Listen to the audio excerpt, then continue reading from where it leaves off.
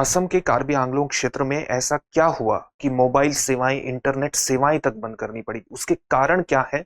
और साथ ही इस पूरे मुद्दे में छठी अनुसूची किस प्रकार से शामिल हो जाती है?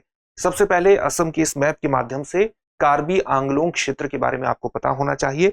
कार्बी आंगलोंग एक ऐसा क्षेत्र है जहां पर कार्बी आदिवासी समुदाय रहता है और इसमें दो डिस्ट्रिक्ट है इसकी। एक को हम कहते हैं कार्बी आंगलोंग या ईस्ट कार्बी आंगलोंग और दूसरी है वेस्ट कार्बी आंगलोंग।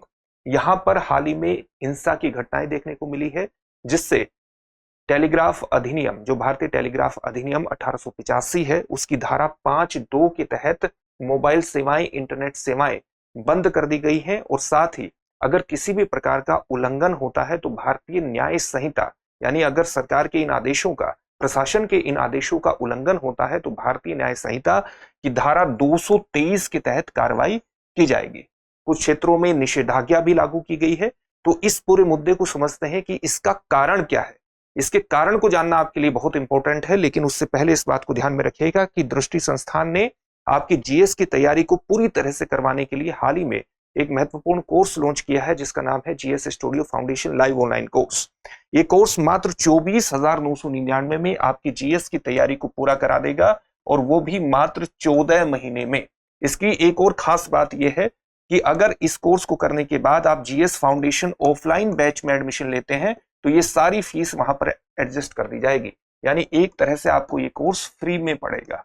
साथ ही इसका जो बैच है वो हिंदी, इंग्लिश और हिंग्लिश तीनों में ही आपको उपलब्ध होगा। हिंदी माध्यम का बैच 5 जनवरी से प्रारंभ हो रहा है, इंग्लिश माध्यम का बैच 6 जनवरी से प्रारंभ हो रहा है और इंग्लिश का बैच 7 जनवरी से प्रारंभ हो रहा है।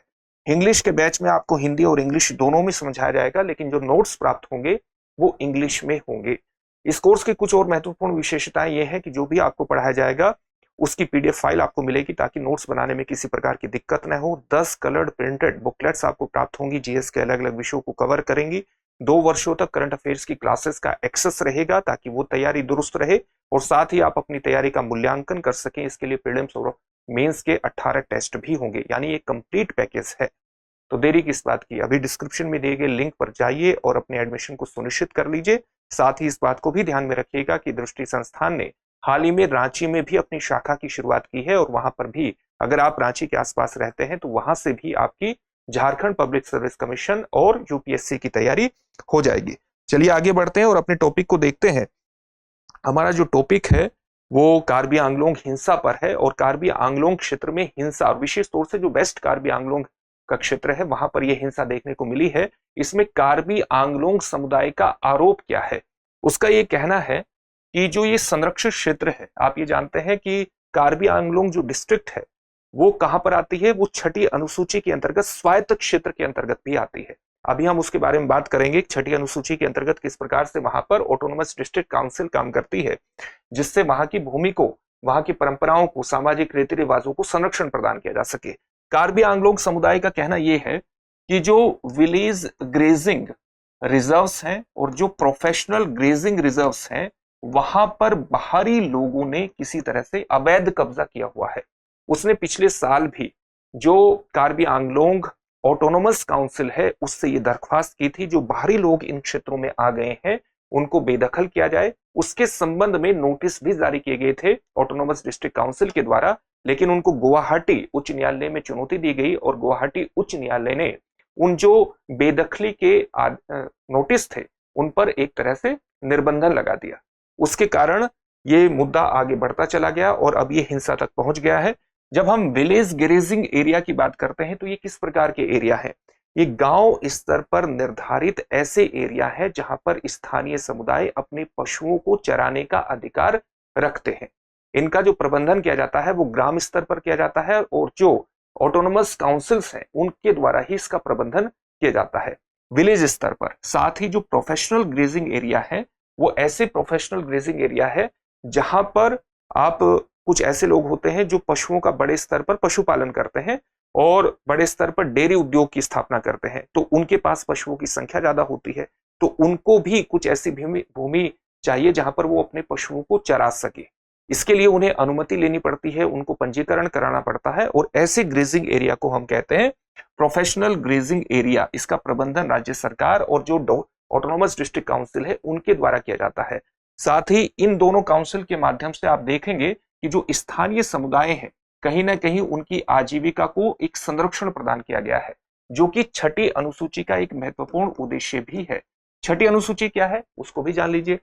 छठी अनुसूची अगर आप देखेंगे भारतीय संविधान की एक महत्वपूर्ण अनुसूची है। 12 अनुसूचियों में से एक अनुसूची है जिसके अंतर्गत असम, मेघालय, मिजोरम, त्रिपुरा के जनजातीय क्षेत्रों के 12 जनजातीय क्षेत्रों के प्रशासन के बारे में उपबंध किए गए हैं।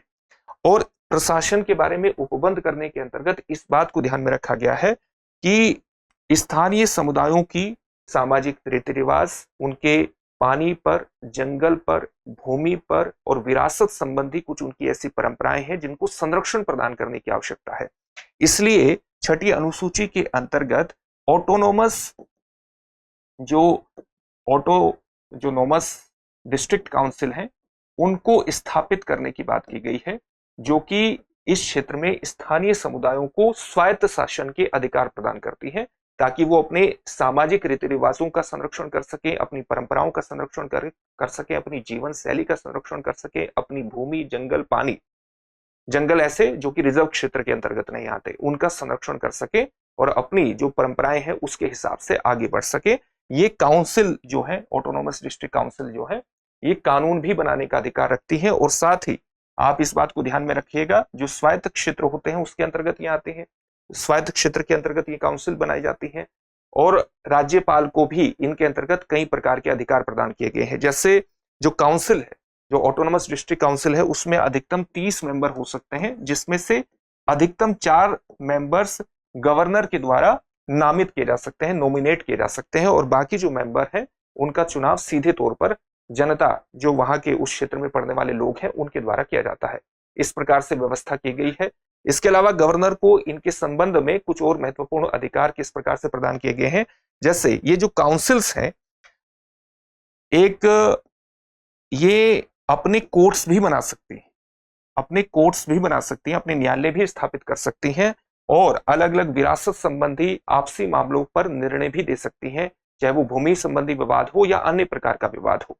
लेकिन इसमें इस बात को ध्यान में रखना पड़ता है कि अगर कोई ऐसा अपराध है जैसे जिसमें मृत्युदंड दिया जा सकता है या जिसमें 5 साल या उससे अधिक की सजा हो सकती है, ऐसे मामलों पर यह निर्णय नहीं दे सकती है।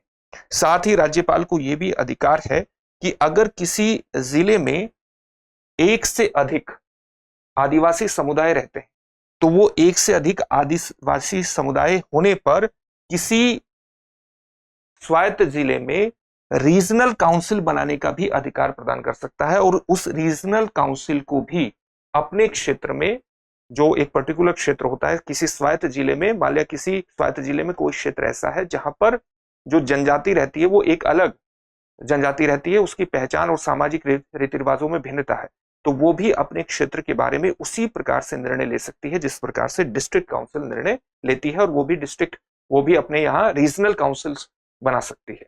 और इसका निर्णय किसके द्वारा लिया जाता है? इसका निर्णय राज्यपाल द्वारा लिया जाता है। तो इनके बारे में ये निर्णय लेने के अधिकार राज्यपाल को भी प्रदान किए गए हैं।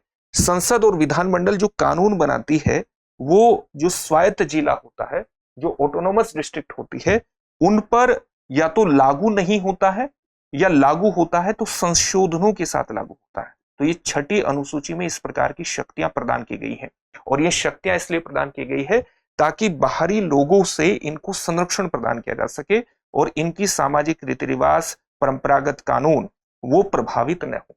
यहां पर आप देखेंगे कि विलेज ग्रेजिंग एरियाज और प्रोफेशनल ग्रेजिंग एरियाज के अंतर्गत जो भूमि है उस पर बाहरी लोगों के अवैध कब्जे का आरोप लगाया गया है, और इनकी बेदखली के नोटिस भी जारी किए गए थे पिछले वर्ष, लेकिन उसको गुवाहाटी उच्च न्यायालय में चुनौती दी गई, और जिसके कारण ये पूरा मामला लगातार बिगड़ता चला गया। यही पूरा मामला था, ये छठी अनुसूची का मामला था। छठी अनुसूची में स्वायत्त जिले का गठन करके और उसके माध्यम से जो काउंसिल बनाई जाती है उसको काफी बड़े विस्तृत अधिकार प्रदान किए गए हैं, और यही कारण है कि लद्दाख में भी आप एक प्रोटेस्ट देख रहे हैं जहां पर छठी अनुसूची के अंतर्गत लद्दाख को लाए जाने की मांग की जा रही है। आपके लिए एक और महत्वपूर्ण सूचना यह है कि दृष्टि संस्थान इस नव वर्ष के अवसर पर आपके लिए एक विशेष उपहार लेकर के आ रहा है, जिसका उपहार का नाम है न्यू ईयर सेल। उपहार क्या है? आईएएस के सभी ऑनलाइन पेन ड्राइव कोर्सेज और टेस्ट सीरीज दृष्टि लर्निंग ऐप पर उपलब्ध आईएएस के सभी ऑनलाइन पेन ड्राइव कोर्सेज और टेस्ट सीरीज पर आपको 50% तक की छूट प्राप्त हो रही है न्यू ईयर सेल के रूप में। बुक्स, डिस्टेंस लर्निंग प्रोग्राम और मैगजीन पर भी 25% की छूट प्राप्त होगी। और ये छूट कब प्राप्त होगी? ये 25 से 29 दिसंबर तक छूट प्राप्त होगी। इसके लिए अभी डाउनलोड कीजिए दृष्टि लर्निंग ऐप, या आप इस छूट का लाभ उठाना चाहते हैं तो आप जा सकते हैं डिस्क्रिप्शन में, और डिस्क्रिप्शन में लिंक पर जाइए, इस छूट का लाभ उठा लीजिए। किसी भी प्रकार की दुविधा है तो 8750187501 पर कॉल भी कर लीजिएगा। ठीक है।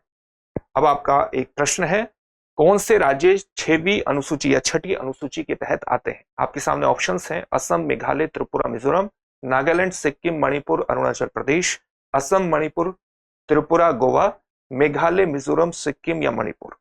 इस प्रश्न का उत्तर कमेंट बॉक्स में कमेंट करके जरूर दीजिए। फिर से एक नए सेशन में आपसे मुलाकात होगी। धन्यवाद। Introducing Drishti IAS Everyday Wear, the casual jacket and the polo neck t-shirt, perfect for everyday and casual wear. Shop now on the Drishti Learning app and Flipkart. Buy link in the description. अब exam की तैयारी को और बेहतर करने के लिए हमारे चैनल को लाइक, शेयर और सब्सक्राइब करना ना भूलें।